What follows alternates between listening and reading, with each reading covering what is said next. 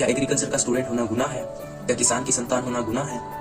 क्या हमारे समय की कोई वैल्यू नहीं है? क्या उसकी भरपाई कौन करेगा? हमको ही करनी पड़ेगी, बेक हमारी लगेगी ना।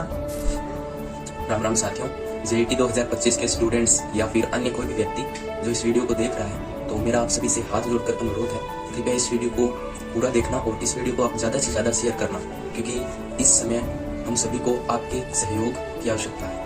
क्योंकि अगर इस समय आपने हमें सपोर्ट कर दिया तो हमारा आने वाला फ्यूचर सेफ और सिक्योर हो सकता है।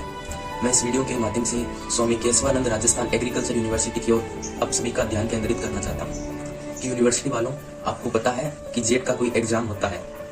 इस वर्ष 35 से 40 हजार स्टूडेंट्स ने उस एग्जाम को दिया है। 29 जून ने आपने उस एग्जाम को राजस्थान के 5 मुख्य शहरों में कंडक्ट करवाया था। उसके बाद 16 तारीख का बोलकर आपने 3 बार उसकी डेट चेंज करके आखिर में 30 जुलाई को उसका रिजल्ट पब्लिश कर दिया। हमें उससे कोई आपत्ति नहीं है।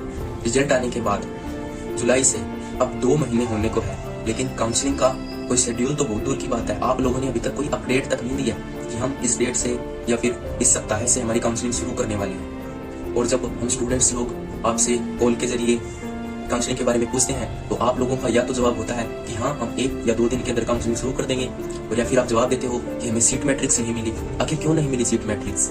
उन सभी अधिकारियों से निवेदन है महोदय, आप सभी को पता है कि हमारा सेमेस्टर एक नियमित समय से चलता है। एक नियमित समय में उन्हें कोर्स पूरा करवाना होता है और एक नियमित समय में उन्हें एग्जाम भी लेना होता है। अब काउंसलिंग के माध्यम से अगर हम कॉलेज में जाएंगे तो उनका तो फिक्स होगा, वो उस डेट को एग्जाम अपना लेंगे, लेकिन हमारा क्या? जो 2 महीने डिले हो चुका है, उसके अंदर जो हमारी स्टडी डिस्टर्ब हुई है, उसकी भरपाई कौन करेगा? हमको ही करनी पड़ेगी, बेक हमारी लगेगी ना।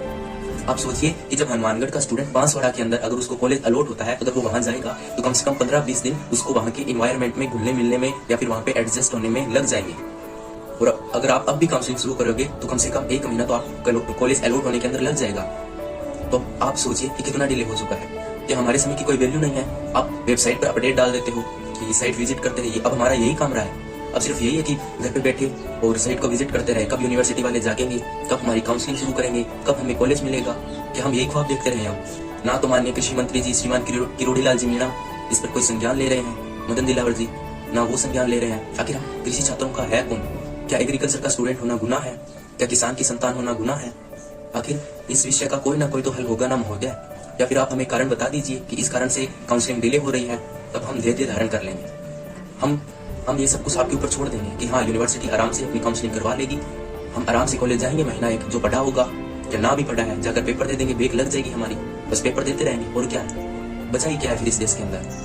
SARU के सभी अधिकारियों से निवेदन है महोदय, कृपया करके हमारे भविष्य के साथ खिलवाड़ मत कीजिए। और समय की वैल्यू होती है, हम भी जानते हैं और ये आप भी जानते हैं। कृपया करके हमारे भविष्य को बचा लीजिए।